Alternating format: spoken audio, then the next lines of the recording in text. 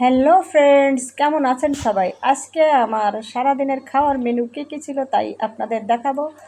এই যে পটল ভাজি, অনেকগুলো ঝাল দিয়ে আমি পটল ভাজি করেছিলাম। সেই পটল ভাজি দিয়ে ভাত খেতে খুব মজা। মাংস, চিকেন, এটা হচ্ছে দেশি চিকেন, অল্প একটু খেটে ছিল তাই ভাবলাম আপনাদের একটু দেখাই। আবার পটল ভাজাটা দেখাতে বেশ ভালোই লাগছে। আরেকটা আমি নতুন ট্রাই করলাম, ডিম দিয়ে আর সয়াবিন দিয়ে তরকারি, খেতে বেশ ভালোই হয়েছিল। তো ডিম দিয়ে সয়াবিন দিয়ে তরকারি খাওয়া শেষে এই যে এখন আমি পটল মাখা ভাত খাবো। খাওয়ার শেষে এখন আমি মুড়ি মাখা খাচ্ছি।